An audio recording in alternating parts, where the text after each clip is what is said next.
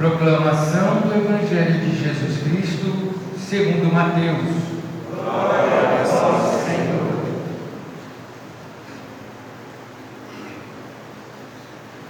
Naquele tempo, vendo Jesus as multidões, subiu ao monte e sentou-se. Os discípulos aproximaram-se e Jesus começou a ensiná-los.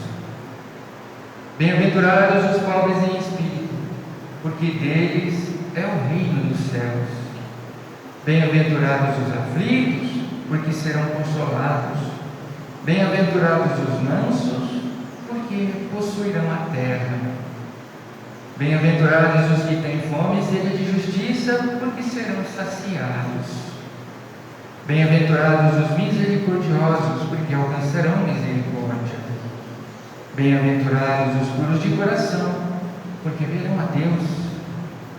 Bem-aventurados os que promovem a paz, porque serão chamados filhos de Deus. Bem-aventurados os que são perseguidos por causa da justiça, porque deles é o reino dos céus.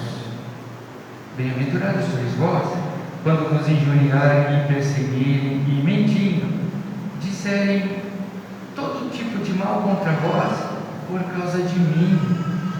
Alegrai-vos e exultai, porque será grande a vossa recompensa nos céus.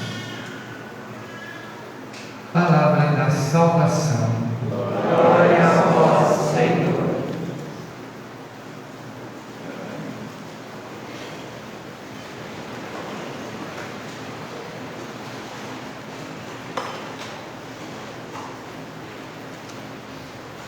Celebramos nesta oportunidade, é sabido, todos os santos e santas de Deus. Não são apenas os santos canonizados, filhos e filhas, os que hoje a igreja festeja, celebra, mas todos os outros mais, bem mais numerosos e ignorados, que ao longo da vida souberam, com o auxílio da graça, manter e aperfeiçoar a santidade recebida lá no batismo. Ou seja, homens e mulheres, jovens, crianças, tantos que souberam viver a graça que lhes fora concedida no batismo de tal modo que só de Deus se aproximaram, afastando-se do pecado, fugindo às situações que em perigo os punham. Perigo à vida eterna que Deus a todos prometeu e que Jesus nos mereceu por sua cruz, por sua morte na cruz. Homens e mulheres, jovens, crianças, que viveram uma santidade oculta, ou seja, nas circunstâncias mais comuns dos seus dias, sem esplendor aparente, sem gestos de atrair a atenção, mas nem por isso deixou essa santidade de ser real, de ser profunda, de ser preciosa. E é a esta santidade que todos nós chamados somos. Não se trata aqui de um privilégio, não, mas de um chamado que Deus nos faz para que à santidade cheguemos.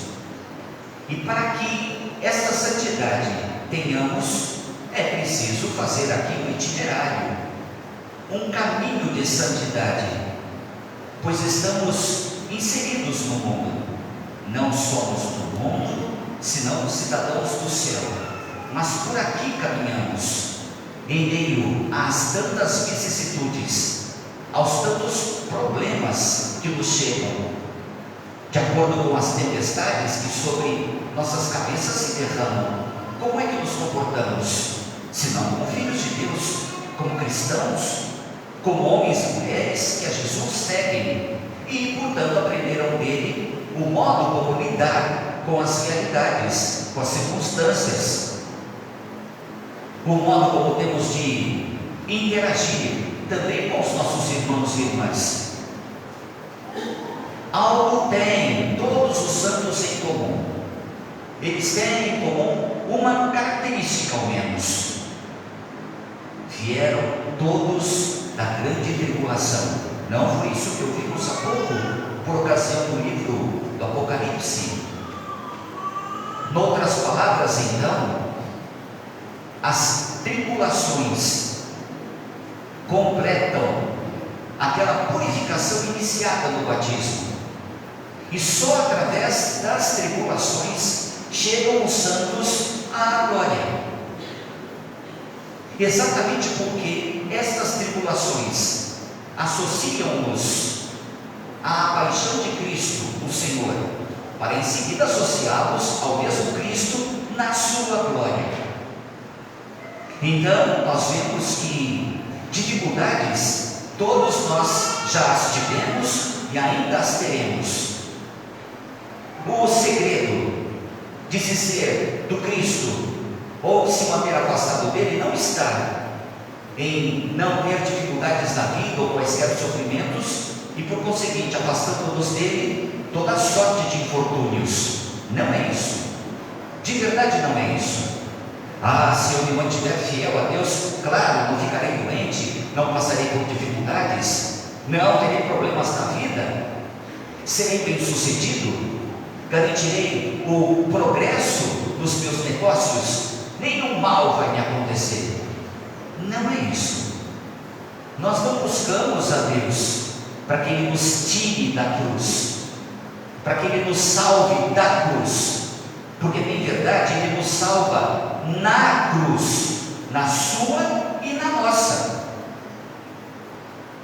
Ao passar Jesus pela cruz, ressignificou-a, passando a ser sinal agora de salvação. Não veio Jesus anular a dor, e sim remi-la. Não veio Jesus extirpar a morte, senão ressignificá-la. Ponto final que era, agora se torna passagem para a verdadeira vida, aquela que não tem fim, que em Deus está, na eternidade para a qual devemos caminhar. E esta santidade, como disse, está na vivência nossa, está enquanto por aqui caminhamos, enquanto aqui existimos. O caminho das bem-aventuranças, como nós as escutamos há pouco por ocasião do Evangelho, foi um caminho todo ele percorrido pelos santos e santas, e de modo superlativo pelo próprio Cristo Jesus, que tomou sobre si as nossas misérias e tribulações, exatamente para também nos ensinar a santificá-las.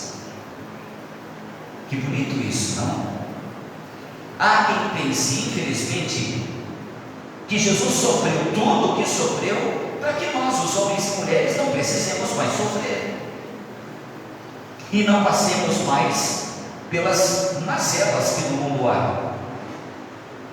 A teologia da prosperidade, como vista e defendida por muitas denominações religiosas, e infelizmente católicos, alguns também isto pensam, a teologia da prosperidade prega um cristianismo sem cruz.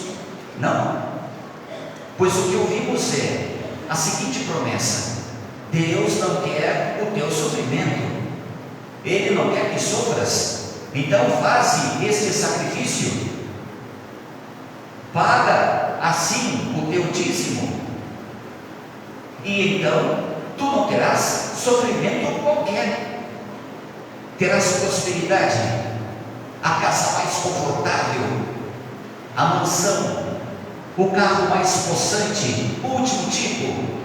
Tua empresa vai prosperar, abrirás então sucursais, filiais, terás muitos empregados. Essa é a teologia da prosperidade, como se tivesse Jesus morrido na cruz e suportado todo aquele sofrimento para que não precisássemos sofrer. Terá sido isso? Vamos pensar. Jesus então toma para si toda a nossa miséria, carrega sobre os ombros esse sofrimento cruento para que não precisemos sofrer e passemos incólumes, ilesos por toda a nossa vida. Ora, assim fosse, o gesto vivido por Jesus, tão logo institui a Eucaristia. Ele sai da mesa onde está, vai na direção dos apóstolos, cinge os rins com um avental, lava-lhes os pés. Ah, padre, está aí a explicação. Jesus lavou os pés aos apóstolos para que eles, a partir daquele momento, não precisassem lavar os pés uns dos outros. Jesus fez para que eles não mais precisassem fazê-lo. Terá sido isso? Vamos ouvir o próprio Jesus. Vós me chamais de mestre, e de verdade eu sou. E se eu vos lavei os pés, é para que também o façais, lavando os pés uns dos outros. Então Jesus lavou os pés aos apóstolos, para que com ele os apóstolos aprendessem e passassem a lavar os pés uns dos outros. Logo, Jesus então sofreu tudo o que sofreu, não para que não precisássemos sofrer, senão para que aprendêssemos com ele o modo como passar pelo sofrimento. Como Jesus passou pelas agressões que sofreu, por toda a oposição que lhe fizeram, agredido, não agrediu, maltratado, não caluniou, não injuriou a ninguém esbofeteou. Jesus fora manso, Jesus fora misericordioso, e de verdade é misericordioso e manso.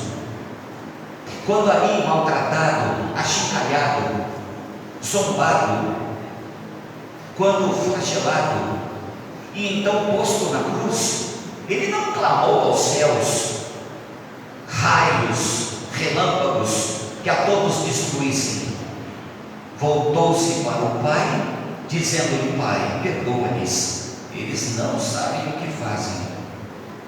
E nós, que ficamos pedindo ao Pai para esquecer, para que esqueçamos os nossos sofrimentos e as dores que sofremos, para que então possamos perdoar. Ora, não queiramos isso não vai acontecer. Nós somos feitos de memória, de lembranças, e assim como nos lembramos das coisas boas que nos aconteceram tempos atrás, lembramos também das mais tristes, das que nos causaram agonia, angústia, dor. E quando nos lembramos de algo muito feliz que nos aconteceu lá atrás, por mais que agora voltemos a sorrir, a cantar, porque nos lembramos, não torna aquele fato a acontecer de novo aqui, só porque dele nos lembramos. Sendo isso verdade, é verdade também que nos lembrando das coisas tristes, por mais que estas lembranças nos façam hoje de novo chorar, elas não tornam a acontecer. Então nós vamos nos lembrar do mal que nos fizeram, mas não é porque nos lembramos que não perdoamos, ou que incapazes nos tornamos para o perdão. É preciso fazer como Jesus fez, esperar que o esquecimento nos venha, para então perdoar. O mérito desse gesto, o mérito do perdão, não será nosso, será do tempo que nos fez esquecer. Jesus ensina-nos o perdão na hora mesmo em que ele sofre. Enquanto está preso à cruz, ali pregado, sendo uma ferida só, de alto a baixo, sofrendo dor, na mesma hora ele diz ao Pai para que sejam os seus agressores, para que sejam os seus algozes, os verdugos perdoados, para que sejamos todos perdoados. Então podem coexistir sim, dor e perdão. Assim, o mérito desse perdão era mesmo e foi mesmo do coração sacratíssimo de Jesus, que sendo agredido, perdoou, que sendo maltratado, amou. Então nós precisamos aprender com ele a como passar, tanto pelos momentos alegres, rendendo a Deus graças, como pelos momentos mais tristes, mais terríveis, de perda, dor, fracasso, ansiedade, depressão, tristeza. Ele nos ensina a fazê-lo. Então aprendamos com Jesus. Disse-lhe certa feita já: você pode não escolher o mal que agora vive. Você está doente e não concorreu por essa doença. Nada fez para que ficasse doente. Você passou perto do irmão e ele cuspiu no seu rosto. Você não o ofendeu, você não o maltratou, você não o desprezou hora nenhuma. No entanto, recebeu uma cusparada. Você não escolheu passar pelo que está passando. Porém, agora que passa, você escolhe como fazê-lo. Eu não escolhi ser maltratado pelo meu irmão, tratei-o bem, mas agora eu escolho como passar por esta ofensa que ele me faz, com raiva ou não, com sentimento de vingança ou perdão. Padre, mas o que ele me fez foi muito terrível, não dá para perdoar, eu tenho vontade de matá-lo. Bom, então você já escolheu como proceder, já escolheu como passar por isso. Essa escolha é nossa, é sua, é minha, e essa escolha revela o que estamos dispostos para alcançar o céu, ou talvez nada dispostos, nem um pouco inclinados a alcançá-lo. Então Jesus sofreu o que sofreu para que com ele aprendamos a viver estas horas mais difíceis, estas vicissitudes pelas quais todos passamos. Não é verdade que o sol está sobre todas as cabeças? Homens bons e homens maus têm o sol brilhando sobre suas cabeças. Está aí. O justo e o injusto sofrem as mesmas circunstâncias da vida. As mudanças climáticas afetam-nos a todos. Ou os que são bons, os que são cristãos, os que têm comunhão diária, eucarística, estão isentos de todas estas procelas. Mas como passamos por elas? E para encerrar, digo-lhes: a igreja primitiva, aquela igreja ainda incipiente, ainda em pequeno número, dava testemunho do que aprendia de Jesus e do que vira nele. Tanto é verdade que aqueles que viam os primeiros cristãos diziam: nossa, como eles se amam! Quem são eles? É como se que esta exclamação faz, visse o cristão passando pelo mesmo calor, digamos. O sol brilha sobre as nossas cabeças aqui, estamos exaustos, estamos fatigados, queixamos-nos todo o tempo, mas eles ali naquele grupo, embora também transpirem, não se queixam, ao contrário, sorriem, se ajudam. Quem são eles? Eles seguem o Cristo. Pois bem, se passando pelo mesmo que eu passo, eles não se irritam, mas demonstram amor uns para com os outros. Quero ser como eles. É esse o testemunho que arrasta, é esse o testemunho que se torna convincente e que convence o outro de que vale a pena seguir a Jesus e estar com Ele. Precisamos ser santos, precisamos ficar santos, e esta santidade requer conversão. E o que é conversão? Aversão ao pecado e total orientação para Deus. Vale o esforço ou não vale não?